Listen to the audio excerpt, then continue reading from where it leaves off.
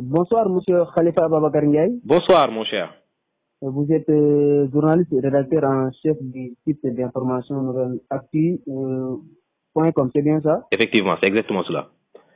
Bon, l'actualité d'aujourd'hui, c'est l'inauguration de l'autoroute Ila Touba, mais aussi le procès de Khalifa Sall, deux grands événements. Bon, est-ce une simple coïncidence ou une stratégie politique pour noyer ce procès, selon vous? Alors, vous avez parfaitement raison. Déjà, je vous reconnais cette belle lecture. Le 20 décembre 2019, c'est la coïncidence avec deux grands événements majeurs au Sénégal. Vous l'avez dit tout à l'heure, il y a le procès en appel au niveau du Cour suprême de M. Khalifa Ababakar Sall, maire, je dirais, ancien maire de Dakar, mais aussi de l'inauguration de Ila Touba par le président de la République, Macky Sall. Deux événements majeurs parce que Khalifa Sall, c'est déjà le grand maire de Dakar. Et Ila Touba, c'est une grande infrastructure chère au président Macky Sall, vous savez, qui veut conquérir l'électorat mouride. Coïncidence ou stratégie politique, les deux, je dirais. Je vais d'abord évoquer l'histoire. On se rappelle du feuilleton judiciaire entre le président Abdoulaye Wade et son ancien premier ministre Idrissa Seck en 2004, par exemple, les épisodes de 2004 à 2006. C'était des événements. C'est ce procès-là, ces litiges juridiques-là qui ont donné aujourd'hui à Idrissa Seck cette posture de grand politicien, de quelqu'un qui était sous l'aile de Abdoulaye Wade. Ce lui a permis d'avoir beaucoup de popularité. Maintenant, c'est de bonne guerre si aujourd'hui, l'État du Sénégal, je ne dirais pas l'État du Sénégal, mais le pouvoir de Macky Sall ne veut pas donner cette faveur-là à Khalifa Sall, déjà que Khalifa Sall est déjà populaire au Sénégal, le mettre devant les médias à travers ce procès. Vous savez, les procès, il y a un traitement qu'en fait les médias sénégalais. C'est des éditions spéciales, c'est des journaux totalement dominés par cette actualité judiciaire-là. Peut-être. Et puis, il y a des dates qui donnent raison à ceux qui pensent que c'est un calcul politique. Le premier procès du maire Khalifa Ababakar Sall, vous vous souvenez, c'était ce 30 août dernier.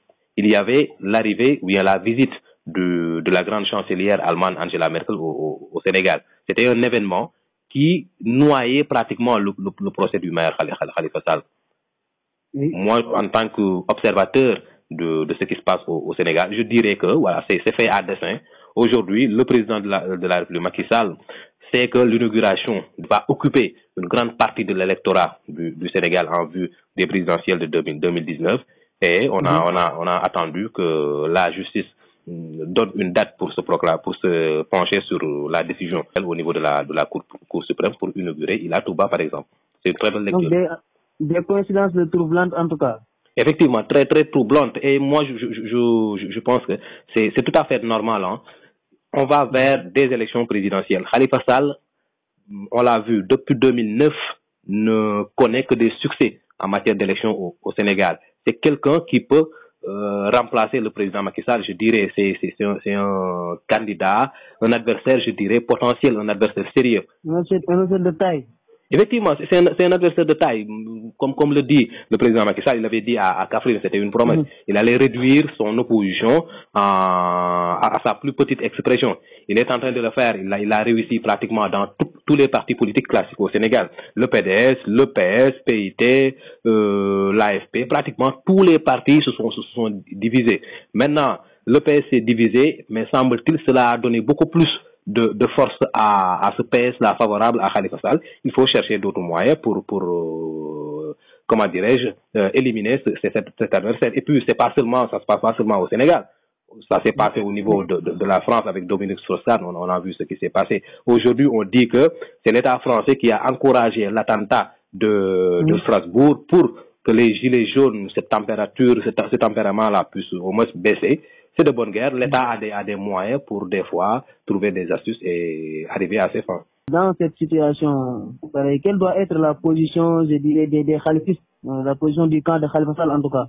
Alors, moi j'ai suivi tout à l'heure dans un site ici au Sénégal, une interview de Barthélémy Diaz, maire de Sacré-Cœur-Mermoz, dire que, bon, quel que soit le verdict de demain, qu'il soit favorable aux partisans de Khalifa Sall ou que cela soit défavorable à ses partisans, le maire Khalifa Sall sera candidat au présidentiel de 2019. Juridiquement, l'État du Sénégal n'aura pas de temps pour empêcher cette candidature-là. Et il a donné des arguments clairs, des dates. Par exemple, le Cour suprême peut demain rendre un jugement qui sera encore attaqué par les partisans de Khalifa Sall, avec ce qu'on appelle le rabat d'arrêt, c'est-à-dire les deux chambres.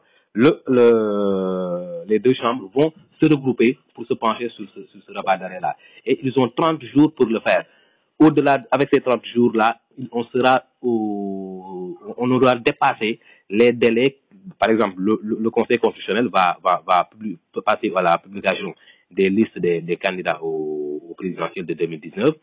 Et ce rabat d'arrêt-là va permettre aux partisans de Khalifa Sall de dépasser la date de la proclamation de ces listes-là. Je ne sais pas si vous me faites comprendre, mais là, ça va permettre à Khalifa Sall que le Conseil constitutionnel va déclarer sa candidature.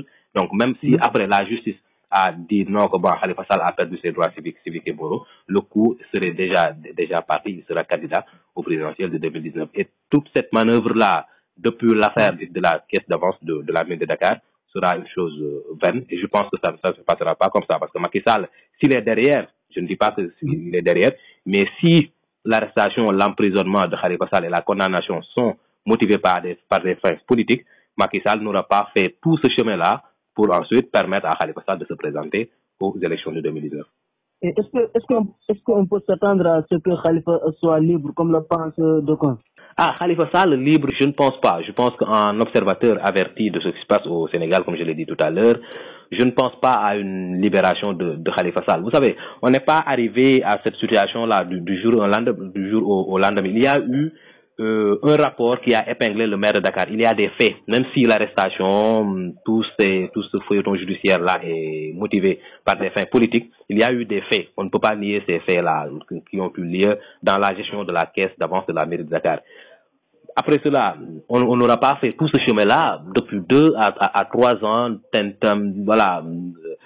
tenir en haleine toute la population sénégalaise dans ce dossier de la caisse d'avance et finir par une libération. Moi, je ne crois pas à cela.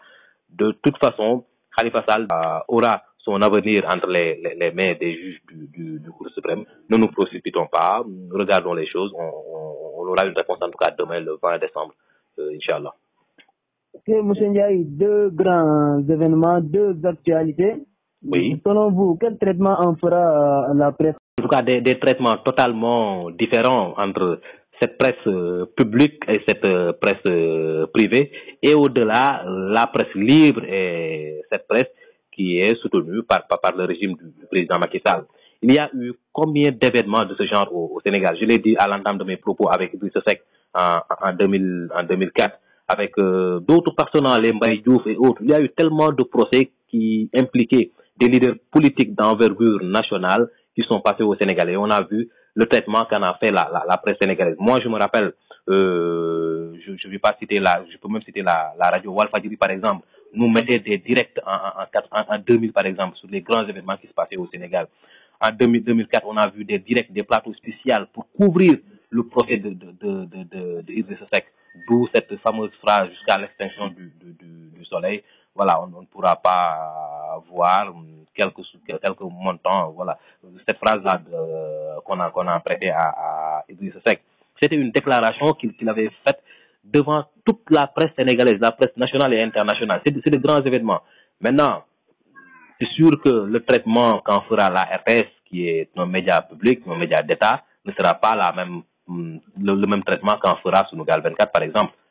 Vous serez dispersé entre, je dirais, à cheval entre l'événement de Touba et l'événement de Dakar.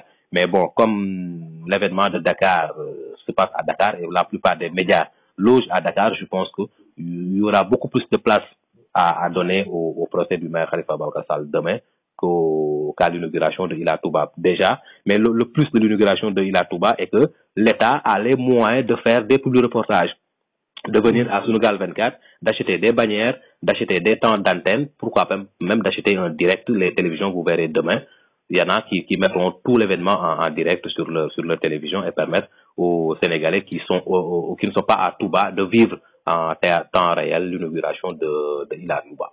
Monsieur Khalifa Ndiaye, Sunugal 24 vous remercie. C'est moi et je vous remercie à mon tour. Je remercie toute l'équipe de Sunugal 24 et vous encourage à continuer à faire ce travail de journaliste indépendant, libre et voilà, ça ne fait que vous honorer. Merci beaucoup. Et je rappelle que vous êtes journaliste rédacteur en chef du site d'information nouvelleactu.com.